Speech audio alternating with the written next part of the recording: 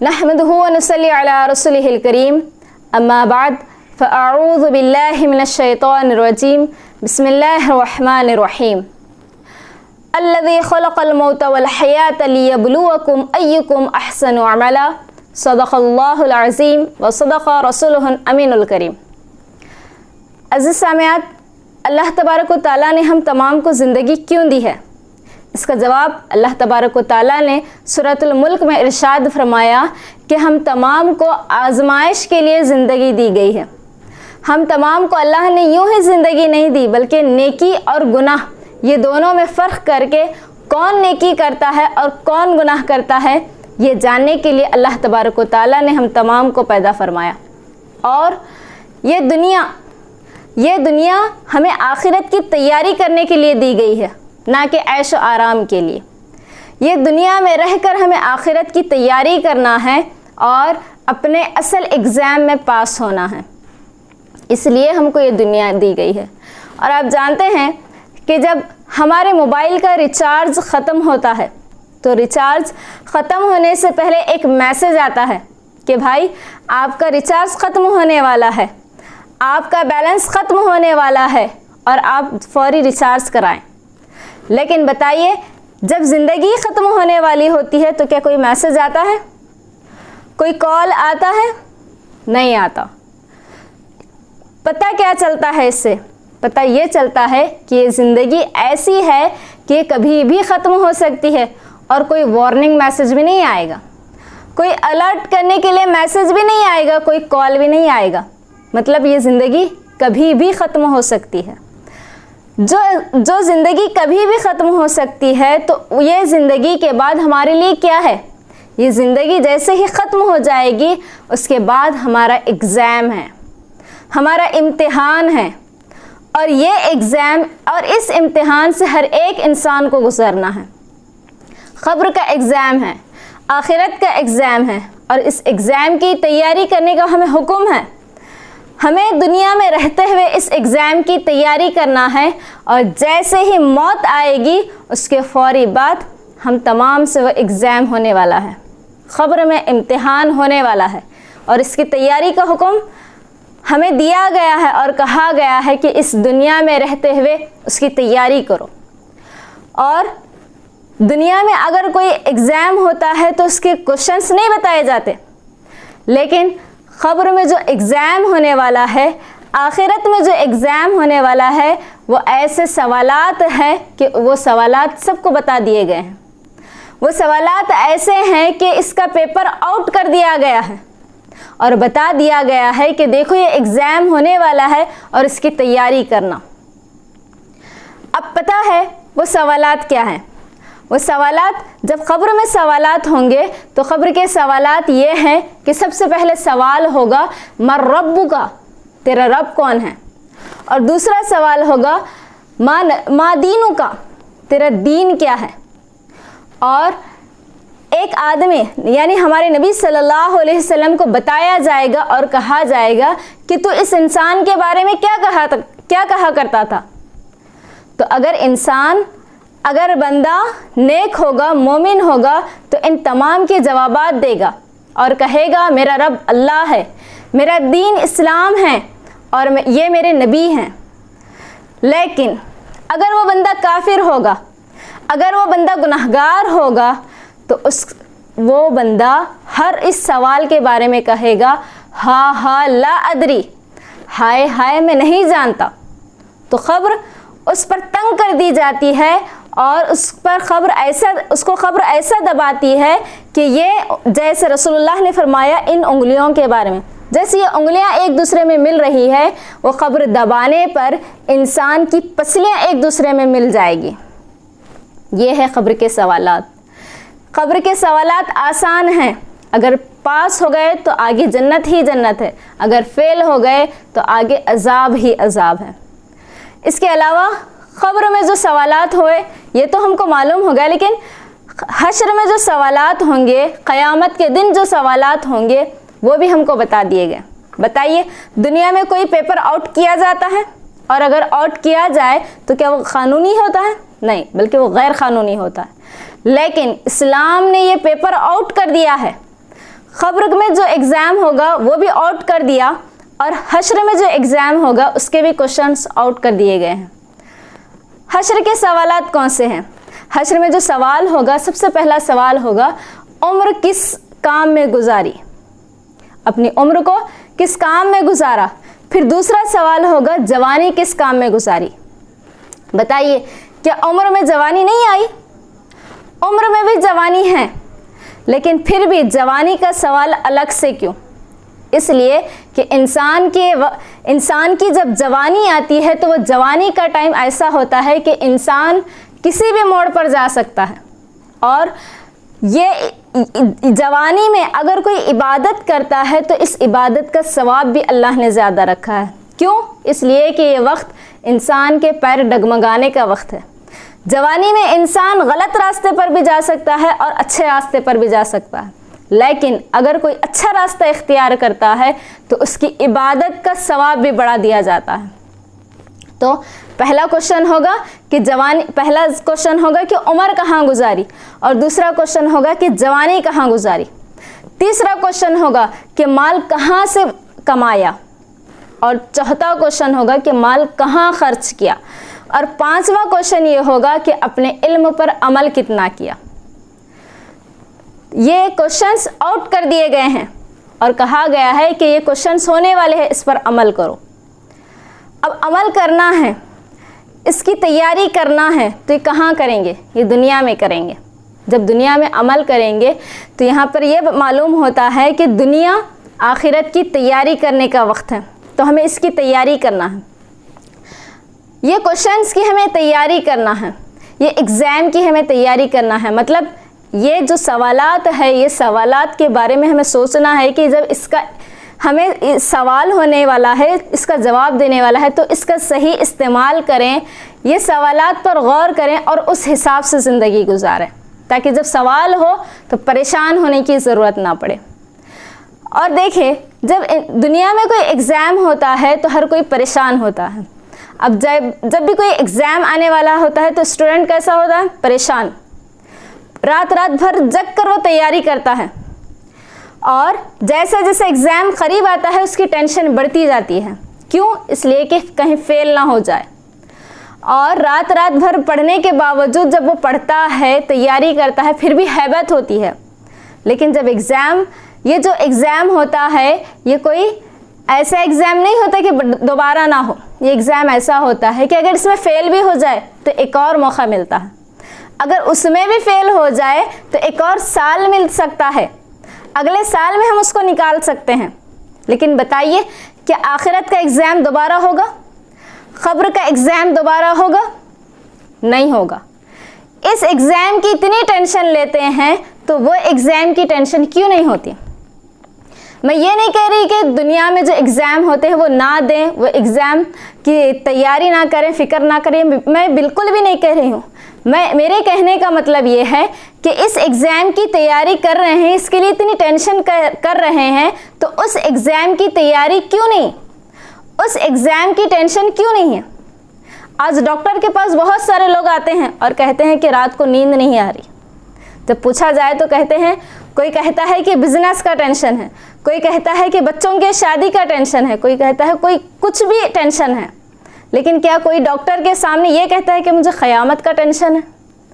क्या कोई डॉक्टर के सामने ये कहता है कि मुझे क़ब्र के अज़ाब का टेंशन है, मेरी जन्नत कैसी होगी, मेरी दोज़ख कैसी होगी, इसकी कोई टेंशन है? डॉक्टर के पास ऐसा कोई इंसान नहीं आता। क्यों? इसलिए कि हम वो टेंशन लेते ही नहीं।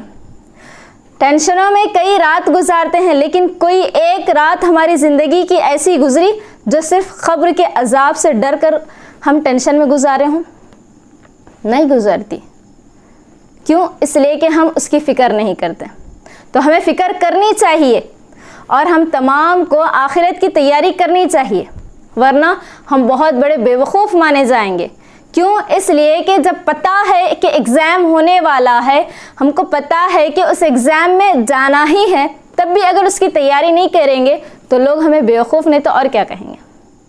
जैसे मिसाल के तौर पे मैं आपको बताऊं, एक बादशाह था और बादशाह ने अपने शहर में बिल्कुल अजीब तरीक़े का उसने कंपटीशन लगाया।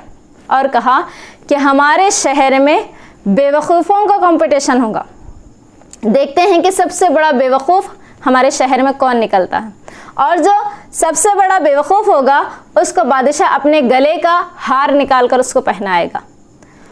तो तमाम वज़ीर साहब जितने भी सिपाही थे सब ने कंपटीशन शुरू किया और बहुत ज़्यादा चेक करने के बाद एक आदमी को उसका विनर बना दिया और उसको बादशाह के सामने लाया और लाकर कहा, देखिए कि ये है विनर, ये है हमारे शहर का सबसे बड़ा बेवकूफ़।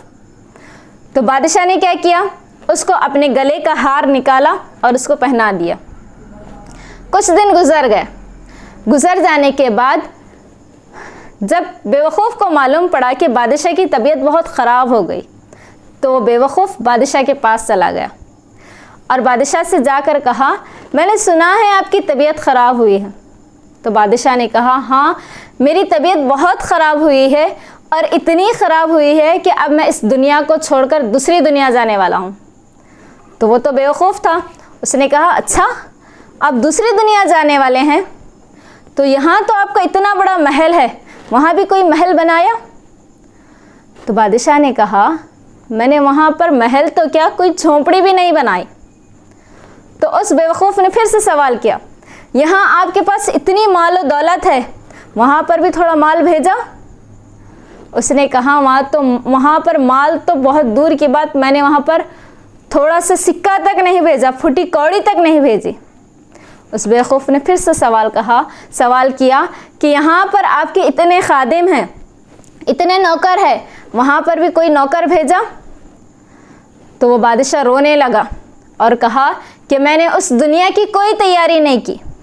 तो पता है उस बादशाह ने क्या किया, उस बेवकूफ़ ने क्या किया?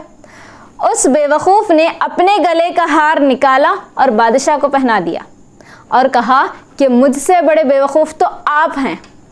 क्यों? इसलिए कि पता है वहाँ जाना है, उसके बावजूद भी जब आप वहाँ की तैयारी नहीं करेंगे तो मुझसे बड़े बेवकूफ़ आप निकले। तो बताइए, क्या ये हमारे साथ नहीं हो रहा है? आज पता है कि आखिरत आना है, पता है कि मौत आना है, आखिरत में इम्तिहान होना है, लेकिन फिर भी उसकी तैयारी नहीं कर रहे हैं। तो आज हम तैयारी नहीं कर रहे हैं तो हम किस में शुमार होंगे? दूसरी चीज़ मैं आपको बताऊं, अगर हम यहाँ पर रहते हुए आखिरत की बेहतरीन तैयारी करेंगे तो यही तैयारी की वजह से आज हम जैसे एग्ज़ाम में पास होने की खुशी मनाएंगे, क़यामत के दिन सबसे बड़े एग्ज़ाम में पास हो जाएंगे। और वो एग्ज़ाम कौन सा है? वो है जन्नत। जन्नत को पा लेना तमाम कामयाबियों में सबसे बड़ी कामयाबी है। तो हम दुनिया में अगर तैयारी करेंगे तो आखिरत में पास हो जाएंगे, और इसकी तैयारी दुनिया में करनी है। मिसाल के तौर पर मैं आपको ये बताऊं, एक बादशाह था, एक शहर था, शहर में बादशाह बनाने का बड़ा अजीब क़ानून था। क़ानून क्या था? किसी इंसान को बादशाह बनाते और 5 साल तक उसको बादशाह बनाते, 5 साल तक वो बादशाह रहता, उसके बाद उस बादशाह को ले जाकर किसी घने जंगल में डाल देते और ऐसे जंगल में डाल देते जहाँ पर शेर, बब्बर, चीर फाड़ करने वाले जानवर रहते। अब ये बादशाह का टाइम ख़त्म हो गया, पहले बादशाह का टाइम ख़त्म हो गया, तो दूसरे को बादशाह बनाने लगे। तो वो जो दूसरा बादशाह बनने वाला था उसने कहा, पहला बादशाह कहाँ गया? तो लोगों ने कहा उसका ये अंजाम हो गया। तो वो थोड़ा सा रुक गया, सोचा, उसके बाद जब उसको बादशाह बनाए तो वो बादशाह बन गया। लेकिन बादशाह बनने के बाद उसने क्या किया? उसने लोगों से सबसे पहला क्वेश्चन ये किया कि वो बादशाह जिसको घने जंगल में डाला गया, वो उसका अंजाम तो ख़राब हो गया, ठीक है, अब मुझे किस जगह पर डाला जाने वाला है? तो लोगों ने बताया, देखिए 5 साल होने के बाद आपको उस घने जंगल में डाला जाएगा। तो उसके बाद बादशाह ने क्या किया? बादशाह वो जंगल गया और जाकर देखा तो वहाँ पर क्या था? कई बादशाहों की लाशें पड़ी हुई थी। वहाँ पर घना जंगल था और कई बादशाहों की लाशें पड़ी हुई थी और बहुत ही ख़तरनाक वहाँ का मंजर था। तो बादशाह वो देखकर आया। आने के बाद उसने क्या किया?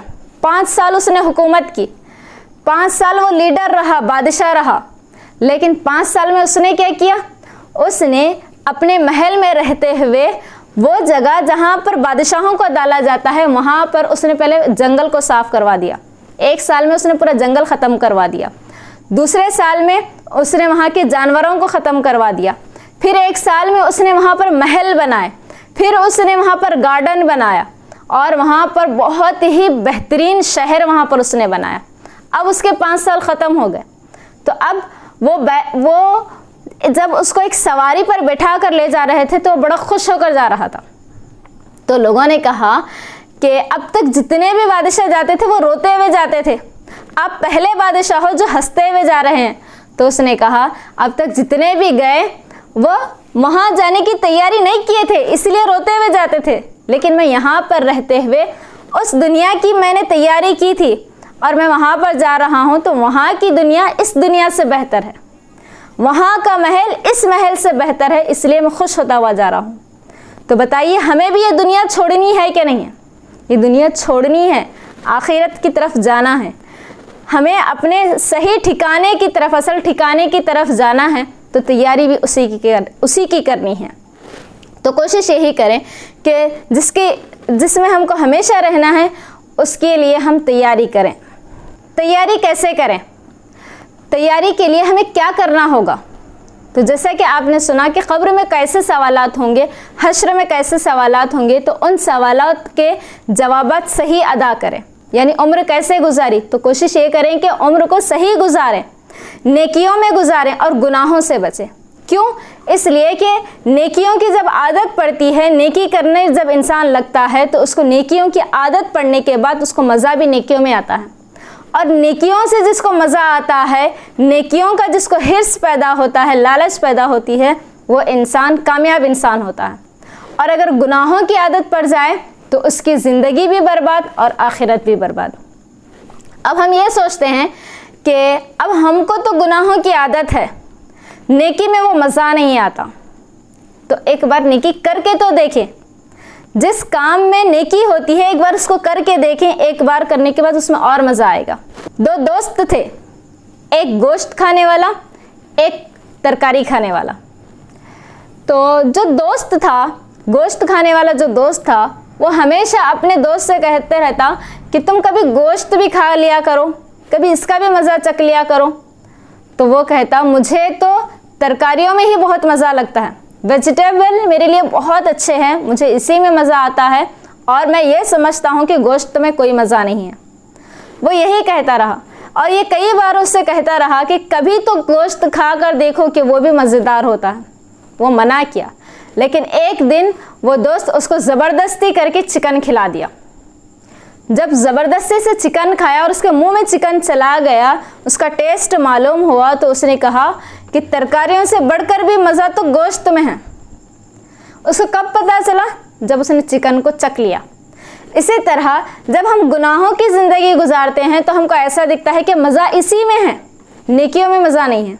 लेकिन कभी नेकी करके देखें, तब मालूम होगा कि गुनाहों से ज़्यादा मज़ा नेकियों में है। और नेकी की जब आदत पड़ जाती है तो उसके बाद इंसान की ज़िंदगी एक कामयाब ज़िंदगी बन जाती है।